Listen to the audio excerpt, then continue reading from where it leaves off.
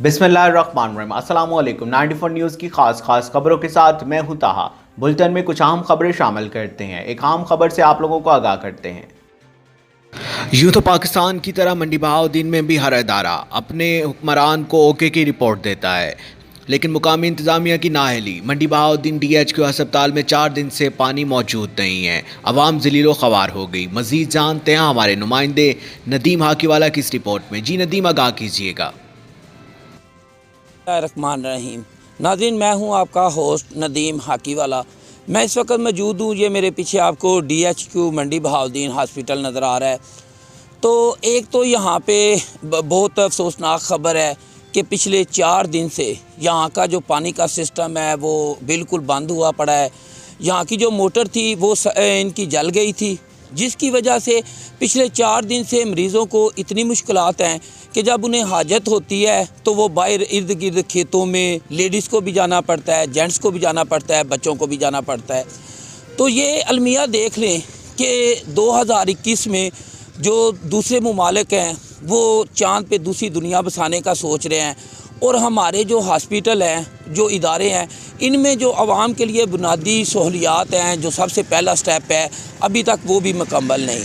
यहाँ पे कोई ऐसा बैकअप का इंतज़ाम नहीं किया गया था कि अगर खुदा ना खास्ता इस मोटर में कोई प्रॉब्लम बन जाती है तो आवाम को ये पानी किसी तरह से मुयस्सर होता रहे।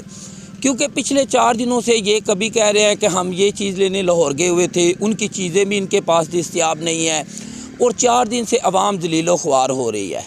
और कुछ दिन पहले मैंने शाम के वक्त इसी हॉस्पिटल के इसी जगह पे खड़े होकर मैंने रिपोर्ट की थी कि शाम को ये लाइट्स का जो इन्होंने बंदोबस्त किया हुआ है ये बिल्कुल बंद पड़ा है। यहाँ पे बिल्कुल अंधेरा ही अंधेरा होता है। कितने शहरियों से यहाँ पे मोबाइल छीने गए, कई ऐसी वारदातें भी हुई है इस अंधेरे की वजह से। मगर मेरी रिपोर्ट करने के बावजूद तकरीबन 10 दिन गुजर गए हैं। जो हमारे पिछले DCO साहब थे, ना उन्होंने इस बात का नोटिस लिया, ना किसी और अदारे ने इस बात का नोटिस लिया। तो अब ये हमारे नए DCO साहब आए हैं, तकरीबन इन्हें 2-3 दिन हुए अपना चार्ज लिए हुए। तो कल इनका जो था अचानक इधर विज़िट भी था, ये इधर से होके भी गए हैं। तो इन हमारे हर इदारे ने अपने 3 से 4 ऐसे सहाफ़ी भाई हमारे रखे होते हैं जो पैसे लेके इनकी खुशामदी ख़बरें लगाते हैं और ये ओके की रिपोर्ट दे देते हैं।